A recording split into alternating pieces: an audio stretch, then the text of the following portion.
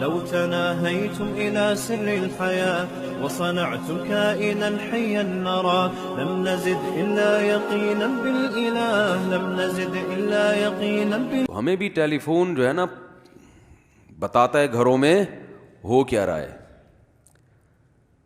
تو گھر میں کسی کی ان کے گھر میں کوئی جن چڑیل بھوت, ان کے گھر میں کیا تھے, جن چڑیل بھوت, اس پہ آ رہا ہے, اس پہ آ رہا ہے, فلانے پہ آ رہا ہے, ڈمکانے پہ آ رہا ہے. تو میں نے بتایا کہ بھائی وہ یہ آیت الکرسی پڑھیں, یہ پڑھیں. انہوں نے نہیں فائدہ ہو رہا, یہ ہو گیا, وہ ہو گیا, بڑے مسائل ہیں. میں نے کہا مجھے ایک بات بتاؤ, آپ کے کسی ریلیٹو کا کسی عامل سے تعلق تو نہیں ہے, کسی جن چڑیل بھوت بھگانے والے سے تعلق تو نہیں ہے. انہوں نے کہا اصل میں ایک کی طبیعت جب خراب ہوئی نا تو ہم پھر کسی کے پاس چلے گئے جو جن چڑیل بھوت بھگانے کا کام کرتے ہیں. میں نے کہا بس یہ آپ کی ہو گئی غلطی. اب نسلیں یاد رکھیں گی, اللہ ان کو شفا دے. اب آپ کے پورے خاندان ساری زندگی جن چڑیل بھوت سے ہی نمٹتا رہے گا, اور میں نام لینے میں بھی عار محسوس نہیں کروں گا, کیونکہ جب تک کلیئر بات نہ کی جائے لوگ سمجھتے نہیں ہیں. لوگ کہتے ہیں مفتی صاحب فراڈی عاملوں کے خلاف بیان کر رہے ہیں. ہرگز ایسا نہیں ہے, میں صحیح عاملوں کے خلاف بیان کر رہا ہوں, یہ فراڈی ہیں.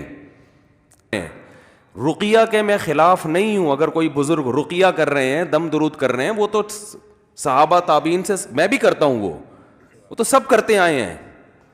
جو اس میں پروفیشنل ہے نا, جو کہتا ہے مجھے یہ کام آتا ہے, وہ جھوٹ بول رہا ہے, وہ الو بنا رہا ہے آپ کو. اور علماء بیچاروں کو پتہ نہیں ہے, ان کو خود نہیں اس فیلڈ کا پتہ. وہ کہتے ہیں شاید کوئی پڑھا لکھا ہو, وہ کچھ بھی نہیں پڑھا لکھا, یہ کوئی سلیبس ہے ہی نہیں, آج تک کوئی وجود میں ہی نہیں آیا. وہ جن چڑیل بھوت بھگانے کا کیا ہے, کیا کرائٹیریا کیا ہے, اس کو کیا آتا ہے؟ تو کہتے ہیں کوئی سلیبس نہیں ہوتا, تجربہ ہوتا ہے. تو تجربہ ہی لکھ دو اپنی کتابوں میں, اسی کو ہم نصاب بنا کے یونیورسٹیوں میں پڑھانا شروع کر دیں گے. جس بڑے سے بڑے عامل کے پاس جاؤ نا, اس سے پوچھو انٹرویو تو کیا کرتا, کیا ہوتا کیسے, اس کو خود کچھ بھی نہیں پتا ہوتا. مفتی ہوں اور مجھے پتا ہے اس پہ میری مخالفت کتنی ہوگی, یہ بھی علماء کی طرف سے ہوگی. میں علماء جن کو میں اہل حق سمجھتا ہوں ان کی مخالفت کی پرواہ کیے بغیر آپ کو اس لیے بتا رہا ہوں, اپنے گھروں کو تباہ ہونے سے بچاؤ. یہ علماء صحیح ہے, اہل حق ہیں, لیکن بیچاروں کو نہیں پتا ان کی چالاکیاں, وہ بھی بیچارے بیوقوف بن جاتے ہیں. دیکھو نیک آدمی کو بیوقوف بنانا آسان ہوتا ہے. یہ علماء بھی ان عاملوں کے چہروں کے نور دیکھ کر اور ان کی ٹوپی ڈرامے دیکھ کر کہتے ہیں شاید کچھ آتا ہو. علماء فراڈی نہیں ہوتے, لیکن فراڈی آدمی علم کا لیبل لگا لیتا ہے, استعمال کرتا ہے, جس سے علماء بھی بیوقوف بن جاتے ہیں. میں نے بڑے بڑے بزرگوں کو ان عاملوں کے ہاتھوں بیوقوف بنتے دیکھا ہے. اگر آپ فتنے کا خوف نہ ہوتا, میں ان بڑے بڑے بزرگوں کے نام لے کے بتاتا کہ فلاں بزرگ کو کس نے الو بنایا, فلاں بڑے سے اتنے بڑے مفتی بزرگ کو کس نے الو بنایا اور اب تک بنا رہا ہے. نہیں آ رہی میرا خیال ہے بات. آپ کہیں گے آپ کا علم زیادہ ہے, ان علماء کو نہیں پتا. ہمارا علم کچھ بھی نہیں ہے قرآن و سنت میں, ان علماء کے مقابلے میں. یہ قرآن و سنت کے حامل ہیں. ان کی عاملوں کی جو 1.5 ہوشیاریاں ہیں نا, اس کا قرآن و سنت سے تعلق نہیں ہے, اس کا تجربے سے تعلق ہے. آپ دماغ کتنا استعمال کر رہے ہو, اس کی اپنی اوقات تو جا کے دیکھو اس عامل کی, کم وقت کی. تو میں نے اس خاتون سے کہا, وہ کہہ رہے وہ تو دارالعلوم کرنگی کے. میں نے کہا جامعۃ الرشید کے تو کچھ طلبہ جو عامل بن رہے تھے ہم نے خود نکالے ہیں مدرسے سے, اور کچھ بن چکے ہیں ہمارے. اب کل میرا شاگرد بولے کسی کا جن بھگانے کے لیے کہ میں مفتی طارق مسعود صاحب سے میں نے فقہ کی فلاں کتاب پڑھی ہے, حدیث کی فلاں کتاب پڑھی ہے, ہدایہ پڑھی ہے, یہ پڑھا ہے, وہ پڑھا ہے. اب آپ کہیں کہ ہم نے تو اس سے علاج کرایا لیکن الٹا ہمیں یہ ہو گیا تو وہ ہو گیا, اس کا مطلب مفتی طارق مسعود صاحب کے شاگرد بھی فراڈی ہیں. بھائی ہمارے شاگرد فراڈی نہیں ہوتے, لیکن فراڈی آدمی ہماری شاگردی میں آ سکتا ہے, گورنمنٹ کی طرف سے کوئی پابندی نہیں ہے. کوئی فراڈی آدمی جامعۃ الرشید میں ایڈمیشن لے سکتا ہے, فراڈی آدمی دارالعلوم کرنگی میں جا سکتا ہے. دارالعلوم کرنگی نے ذمہ داری نہیں لی, تو کوئی بھی سرٹیفکیٹ دکھائے اس سے متاثر مت ہو. باقی رہا خلیفہ بزرگ کے, دیکھو بزرگ جب کسی کو خلافت دیتے ہیں وہ ظاہری حالات کے لحاظ سے, ظاہر میں ٹھیک لگ رہا ہے, اندر کے حالات اللہ کے سوا کوئی بھی نہیں جانتا. یہ کوئی پوری زندگی کی گارنٹی نہیں ہوتی کہ میری نظر میں اس پہ نیکی کا ٹھپا لگ گیا ہے. یہ گارنٹی خدا کے سوا, اللہ کے سوا کوئی بھی نہیں دے سکتا.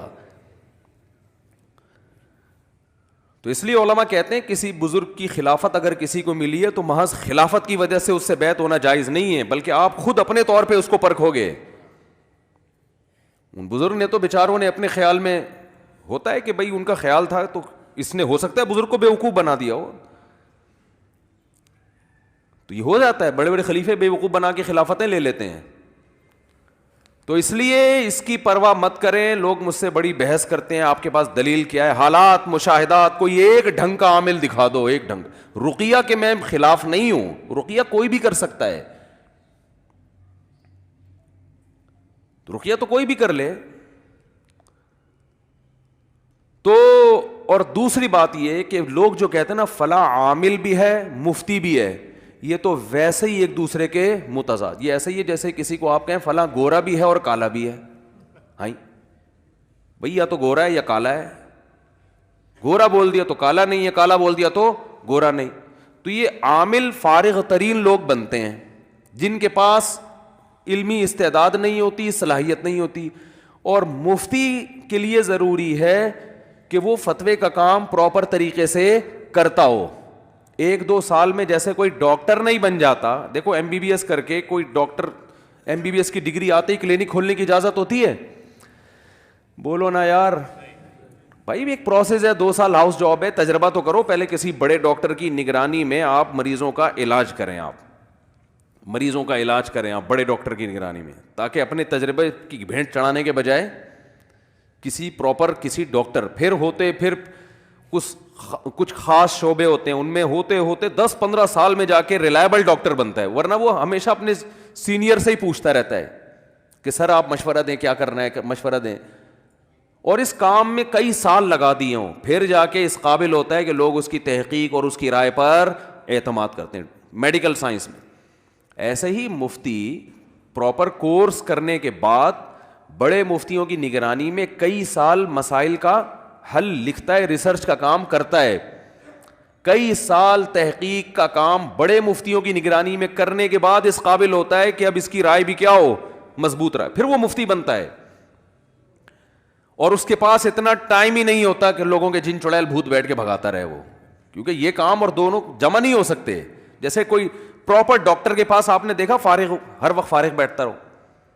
کوئی پراپر ڈاکٹر مجھے ایسا بتاؤ جو سارا دن جن چڑیل بھوت بھگاتا ہو لوگوں کے, کبھی دیکھا آپ نے؟ اور ڈاکٹر یہ کام کرتے بھی نہیں ہیں, کیونکہ ان کو پتا ہے ہمارے پاس اس سے زیادہ اہم کام ہے. بھئی ہم لوگوں کا حقیقت میں علاج کر رہے ہیں نا. تو کوئی ڈاکٹر یہ کام نہیں کرتا, کوئی انجینئر یہ کام نہیں کرتا. اس کے پاس پراپر کام بہت, انجینئر جو واقعی انجینئر ہو اس کے پاس کتنے کام ہوتے ہیں. کوئی سائنٹسٹ یہ کام نہیں کرتا. تو بھائی کوئی مفتی یہ کام کیوں کر رہا ہے؟ اس کے پاس تو اتنا عظیم کام اللہ نے دیا ہے کہ مسائل کا حل بتائے وہ لوگوں کو, جو شرعی مسائل ہیں. جس کا حل نہیں آتا تحقیق کرے, علماء سے رابطہ کرے. یہ اتنا بڑا مسئلہ, وہ عامل کیسے بن گیا؟ عامل کے لیے تو دنیا کا فارغ ترین آدمی ہونا چاہیے. تو مفتی کا جو مفتی ہے وہ عامل نہیں ہو سکتا, جو عامل ہے وہ مفتی نہیں ہو سکتا. ہمارے اپنے بہت سے دوست ناراض ہو جاتے ہیں میری بیان سن کے, لیکن میرے بھائی اگر میں نے اتنے صاف انداز میں نہیں بتایا نا تو یہ جو لوگوں کے گھر برباد ہو رہے ہیں, قیامت کے دن اللہ میرا گریبان پکڑے گا کہ تو نے. اور میرے شیخ حضرت مفتی رشید احمد صاحب کا اسٹائل اس سے بھی زیادہ خطرناک تھا. لوگ کہتے ہیں آپ کا یہ تفرد ہے, کوئی تفرد نہیں ہے ہمارا. لوگ کہتے ہیں مولانا اشرف علی تھانوی نے بھی تو اعمال بتائے ہیں, تو ہم کب رقیہ کے خلاف ہیں بھائی؟ تو رقیہ تو کر لو نا, اسی کتاب سے دیکھ کے رقیہ کر لو, اس میں کیا جا رہا ہے؟ تو عامل اور مفتی جمع نہیں ہو سکتے. تو میں نے اس خاتون سے کہا, بیچاری بہت پریشان, یہ ہو گیا. اور پاکستان میں ہوا, کینیڈا میں نہیں ہوا. آپ دیکھ لو, کینیڈا میں جنات نہیں ہیں, نہ امریکہ میں اتنے, سعودی عرب میں تو ہے ہی نہیں. لیکن یہاں کے عامل سعودی عرب والوں کو جا کے خراب کر رہے ہیں. قطر, کویت, ان جگہوں پہ جا کے یہاں کے عامل ان عربوں کو خراب کر رہے ہیں. ہوا و حرص والا دل بدل دے، میرا غفلت میں ڈوبا دل بدل دے،